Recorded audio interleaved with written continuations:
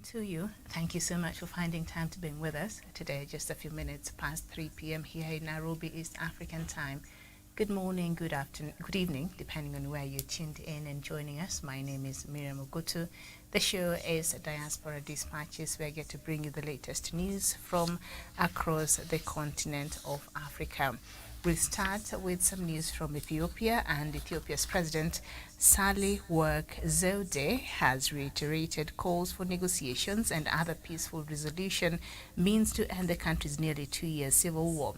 Zewde made the call while addressing the Ethiopian parliament on Monday on a budget for the next year's fiscal year. She, however, also stated that at the same time, the government of Ethiopia will not tolerate any provocation by TPLF. President Zewde's remarks come at a time the long-awaited AU-brokered peace talks in South Africa were postponed without any new date set. The meeting between the warring side in the 2-year-old conflict in Tigray would have been the first since a ceasefire broke down in late August. There are no confirmed figures on how many people the war has left to die of hunger and related illnesses since it started in November 2020, but some investigations and estimates, one of them from a team of researchers led by Jan Nyssen of Ghent University in Belgium, found the toll was likely at least 500,000 people. The conflict between the Tigray People's Liberation Front, a political group that has ruled the northern region for decades, and Ethiopia's central government forces began in November 2020. We head over to Chad, and a new government has been set up in Chad, where General Mohamed Idris Deby Itno was sworn in on Monday as president of a 2-year transitional period ahead of democratic elections, and has promised to quickly appoint a national unity government 18 months after taking power as at the head of the military junta. Alabra's National Sovereign and Inclusive Dialogue, DNIS, had endorsed Saturday the possibility for the head of state to run for president at the end of the transition, but in the absence of a large part of the political opposition and the main armed rebel groups who denounced the perpetuation of the Deby dynasty in power. 38-year-old general had already been proclaimed by the army as president of the republic on the 20th April 2021 at the head of a transitional military council of 15 generals. The day of the announcement of the death of his father, Idris Deby Itno, killed at the front against rebels after having ruled this vast Sahelian country with an iron fist for 30 years. We stay again with Chad, and the main opposition party in Chad has described the swearing-in of the military leader, Mohamed Idris Deby, for a 2-year term as evidence of democratic regression. Ndulemei Jesaba, the deputy leader of Transformers, also criticized the decision to allow Mr. Deby to stand in the next election. He likened it to being both a player and a referee in a football game. Mr. Jesada has threatened to set up a parallel government. Key opposition group and rebel forces did not take part in the recent national dialogue at which it was agreed to extend Mr. Deby's time in office. He took over power last year after the death of his father, Idris Deby.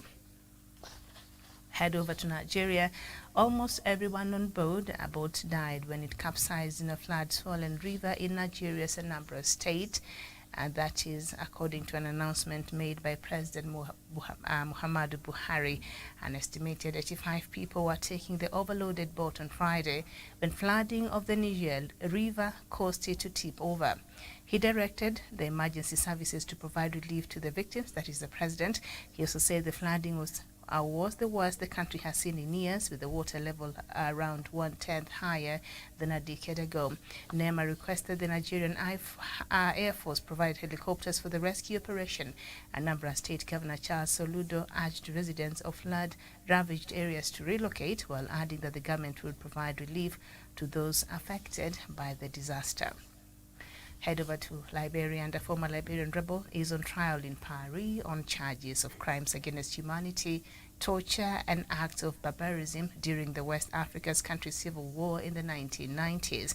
Kunti Kamara, 47 years old, is notably accused of complicity in massive and systematic torture and inhumane acts against the civilian population committed in Liberia's Lofa County between 1993 and 1994 as one of the leaders of the Ulimo armed group.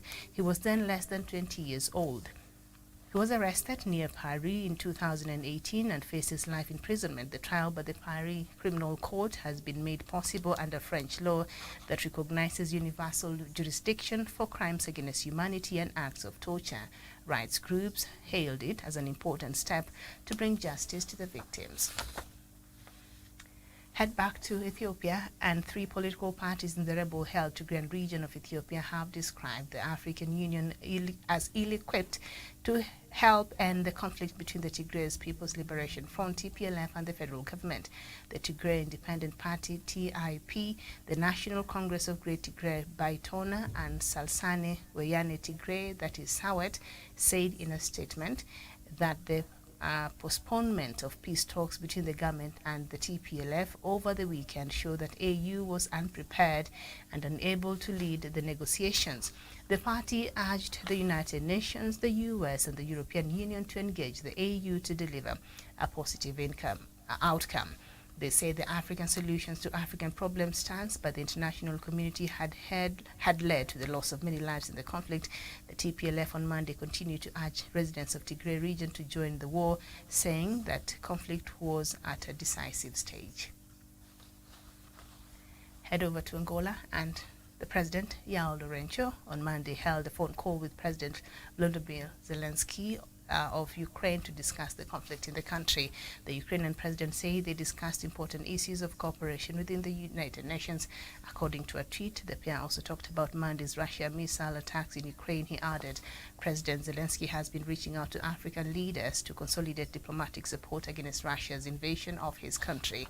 Angola was among dozens of African countries that abstained from a UN resolution in March that condemned Russia's invasion of Ukraine.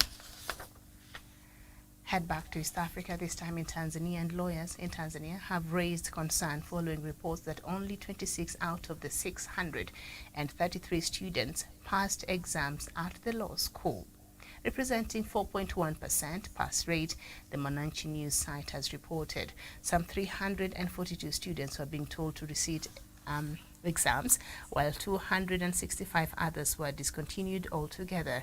Graduates from various universities have to pass the examination at the law school in order to be admitted to the bar. The poor performance has been blamed on poor standards at the universities. The law school's administrators are quoted as saying previous years had also seen a drop in performance, but this year's results were the worst in the recent time. We go to Malawi, and the Catholic bishops in Malawi have accused President Lazarus Chakwera's government of reneging on its promise of change in a letter of criticism released on Monday. In the letter, the bishops say Malawi is now worse off compared to regional neighbors who are making meaningful progress. President Chakwera, a preacher turned politician, won power in 2020, promising to fight corruption and to bring prosperity. The bishops say the country was instead witnessing rising inflation, corruption in government, youth unemployment, fuel crisis, and foreign exchange shortages. The bishops had in March released a similar letter that spoke out against poor governance in the country. And then we go to South Sudan, and the UN Office for Coordination of Humanitarian Affairs said 8,000 civilians have been displaced in Fashoda County of Upper Nile following fighting between armed groups in the area. In a press statement on Tuesday, UNOCHA said aid workers have also relocated from Kodok town to UNIMIS premises due to the ongoing violence in the area. The UN agency said fighting on the 8th and 9th of October between armed groups in Fashoda County has displaced the 8,000 people in the towns and other locations. The attackers, alleged to be armed youths commonly known as the White Army from the neighboring Jonglei state, are accused of attacking and burning several villages, including in Batet, Bartho, and both between the 6th and the 9th of October. According to UNOCHA, over 18,000 civilians moved to Malakal POC since the beginning of the conflict between the Nile River in mid-August. Head back to Chad, and Chad's creditors are close to reaching a debt relief agreement, which would be the first under new G20 debt restructuring framework, a French finance ministry source said on Monday. Alongside Ethiopia, Zambia and Chad is one of the 3 countries that have so far sought a debt restructuring under G20 initiative established at the end of 2020. Progress has been glacial, with some Western G20 members saying that China, the biggest creditor to many African countries, is dragging its feet on reducing countries' debt burdens. As host of the Paris Club of mostly rich Western government creditors, the French Finance Ministry is deeply involved in the debt relief discussions under the G20 framework and is co-chair with Saudi Arabia of Chad's creditor committee. Though Chad is currently benefiting from high oil prices, the source added that it was important that both government and private sector creditors be ready to act in case debt servicing conditions become more difficult for the country. And then we go to Southern African part, and that is in Lesotho. A new party led by a political rookie has won the most votes in Friday's legislative elections in Lesotho, but fell short of securing a parliamentary majority that could have ended a long-running political gridlock. According to final results published by its electoral commission on Monday, the Revolution for Prosperity, a party set up of only 6 months ago by millionaire businessman Sam Matekane, won 56 out of the 120 seats in parliament for the past decade. A small South African state has been governed by a string of coalition governments that have proved fractious and frail, and no premier has served out a full 5-year term. Matekane, 64, who styles himself as a champion of the country's business community and was considered an outsider in the vote, came close to an outright win, but will now have to secure support of smaller parties to form a government.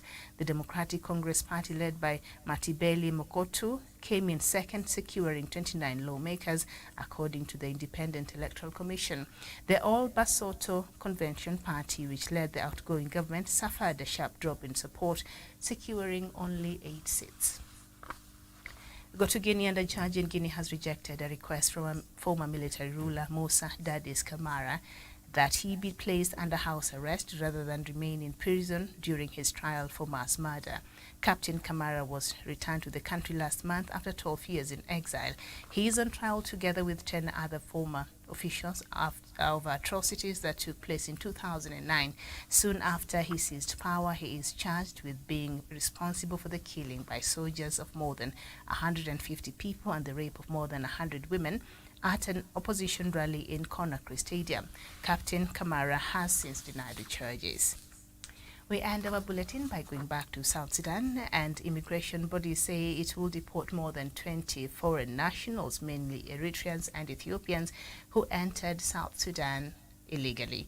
They were arrested on arrival at Juba International Airport a few days ago and were said to have entered the country without passports or travel documents.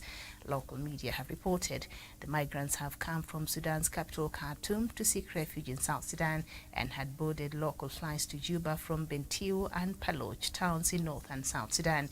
An immigration official has confirmed. Lieutenant General Atem Marol Biar, the head of immigration at the Interior Ministry, said they will be deported to where they came from. He said they were arrested as they had neither travel documents nor did they have connections with any organization operating in South Sudan. Local outlets say they were being detained at Kololo Special Immigration Facility in Juba for foreign nationals, pending the deportation. South Sudan is a destination of many migrants who come to do business in the oil-producing East African nation, but it finds it difficult to control the influx of illegal migrants due to its porous borders. And that is the latest news from across the continent of Africa. Now, this story from South Sudan, I don't know how I feel about it. South Sudan, of all the countries, right now wants to deport some refugees coming from troubled areas in Ethiopia and Eritrea. Isn't that ironical? A refugee is a person who has been forced to leave their country in order to seek a safe haven, to escape war, persecution and natural disaster.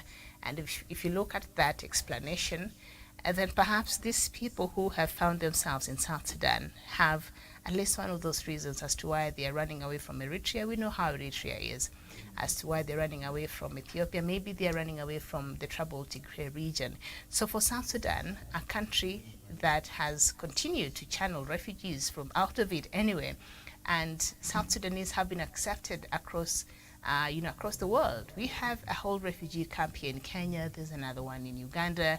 And in the rest of African countries, and indeed the rest of the world, you'll find South Sudanese, nationals in these countries, because they were running away from the conditions that meets are the basic requirement for somebody to be declared a refugee. They're leaving, they have been forced to leave their country in order to escape war, in order to escape persecution or natural disaster.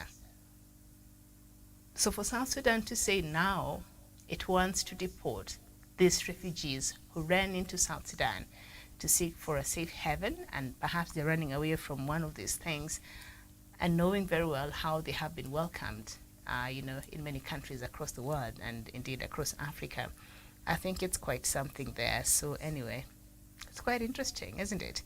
So the head of immigration has detained these 20 foreign nationals, and mainly they're from Eritrea and Ethiopia, and they're saying they will be deported back.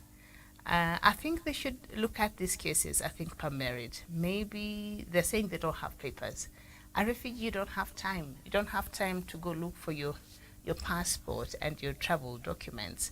You run away. So a lot of these refugees don't have papers, and that has become an actual challenge when you want to process them. We've seen that even in the border, that we border with Somalia, with South Sudan itself, with the influx of these refugees. These people are seeking for safe haven, for safety. They are running away to save their lives. So while I do understand how this could be a challenge to the South Sudanese authorities because of its porous borders, they keep getting in an influx of people, and maybe it has become a transit for other things that might pose even a national security to South Sudan. So I would like to understand the position of the government, but nevertheless, I think they should look at these cases on a merit basis and see if at all these people, qualify as refugees to stay in South Sudan, instead of just deciding that they want to deport them back. I think it's unfair, and South Sudan should know better, because it is, like I said, the same problem, and they come to Kenya and they go to other areas in other countries, and they're accepted because everybody knows South Sudan is unstable. And so you can't turn people back. You can't force people to go back to where their lives are endangered. And I'm sure maybe this Ethiopian, some of them, and Eritrean, some of them are from the border, from the northern part of Ethiopia, the Tigray region or others, and that area has been known, even Eritrea itself. A lot of these young people who die in the Mediterranean, a lot of them come from Eritrea itself because of the living conditions there. It's really something else. So if somebody has managed to escape, to seek for a place where they feel they will be safer, you cannot return them. According to the United Nations Convention, South Sudan, you can't do that. And you should know better. So I'll be following the story and see how that is going to work out. So anyway, the president of Ethiopia, I know we talk about so much about the Prime Minister Abiy Ahmed. They do have a woman president over there. Her name is Saleh Work, and she has reiterated calls for negotiations and other peaceful resolution means to end the country's nearly 2-year war. Let me look for that story I just read just a while back, where the Tigrayans, a union of Tigrayans, yes, I've got it. Just to add on what the president of Ethiopia is saying. So the three major political parties from the rebel-held Tigray region, they've come out and say they have no confidence in the AU-led mediation, and that was supposed to be happening on Saturday. And I think our former president, Uhuru Kenyatta, together with Nigeria's former president, Olusegun Obasanjo, was supposed to be the lead mediators in this. And in the manner in which these even letters and invitation letters and letters of intention already raised a lot of issues around how prepared African Union was as far as having this structured mediation is concerned. So the former Kenyan President Uhuru Kenyatta, I think, declined, and he said he will not be there because of a previous engagement. That means nobody bothered to consult with him and just to confirm about his availability, before fixing that date. You can't have someone there in that position, that very important position, you have to check with them first. So I suppose they did not check with the former president of Kenya, Uhuru Kenyatta. I've not heard anything yet from Olusegun Obasanjo, who has been leading this mediation, and they have really not borne any fruit. And so the Tigrayans, they're the ones who are really pushing to have the former president of Kenya to be part of that mediation process. They felt that Kenya is sort of they don't have any interest as far as this conflict is concerned, and this mediation was supposed to be happening in South Africa. And so that did not happen, and a new date has not been set. So we are yet to see how this stalemate will move forward. Are we going to have a mediation? Are we going to have something outside of what is there that is not working right now? Or will the ceasefire continue, or will the war continue? So even as the mediation process was continuing, or was supposed to have started, because it's not continuing, it did not even start over the weekend, both sides are still getting armed, and they're spoiling for a war. So if you were to have a proper, structured peace talks, then we have to get away fast to silence the guns, and then now we can mediate with an intention of finding peace and a lasting solution to this stalemate. And I think we had this conversation here sometimes like last week. This is a political problem. The approach that the Ethiopian government took is a military solution. You can't have a military solution on a political problem. Remember, this problem that right now is in Ethiopia emanated from postponed elections, and of course when Prime Minister Abiy Ahmed came in and he consolidated all the parties and formed this big party called, I think, Prosperity Party. I think that is the name of the party. So that it was supposed to bring every Ethiopian together, but it left out the TPLF. And remember, TPLF had been at the helm of the government in Ethiopia for about maybe 27 years, I believe. So they had been in power for a very long time. So for Prime Minister Abiy Ahmed to just bring everybody on board and to not bring this group, that already, I think, his leadership was already set on a very faulty ground. So that was not going to work. And we know the nature and how and why the TPLF was formed. Go back into the 1970s. They formed themselves as a group to agitate for, they felt they were being marginalized. So they fought the government of the day, and they were able to come to power, and they were in power since then until 2018. When Abiy Ahmed came into power. So these are a group of people who are used to agitation and who are used to being at the top of, a decision-making table in the country. So all of a sudden you want to sideline them and you think they will be fine. So that has caused a lot of problems there for Prime Minister Abiy Ahmed, and I think the way in which he decided. But I can't really blame the government so much, because when you see how the TPLF went ahead to have its elections at that state, the Tigray region, they went and they had their elections despite the fact that the national government has called for a postponement of elections. And I think while they were having those elections, they literally were daring the national government, the federal government, and they were saying, we are going to have our elections, and if you interfere, then that will be a declaration of war, So I think that triggered Prime Minister, and I think he wanted to show who is the ultimate boss in Ethiopia, and he did not like that. So the war has continued now. Come next month, it will be 2 years. It started in November 2020, and it's only getting worse. Ceasefires have been called on before. I think it lasted about 5 months, and come August, it was back to full-blown war, and now things have just continued to escalate. So even by AU purporting to want to set up a mediation process, and yet people are still getting armed. The Ethiopian government is still getting equipped and ready to attack. The Eritrean government on the other side also, which is supporting the Ethiopian government, also are ready, and they've been equipping and they've been drafting young Eritreans. No wonder they're running away now. They're being caught in South Sudan. Remember President Isaias Afwerki of Eritrea, he was drafting young people are being forced to go and fight and prepare to go fight in this war. And so it has just escalated. So before we can actually have an environment that allows for a proper, structured, peaceful negotiations with an intention to find lasting peace, then we have to ask everybody to put their guns down. There has to be a willingness by both sides, the stakeholders involved, to put down the guns and then start proper negotiations. You can't have negotiations while the war is active.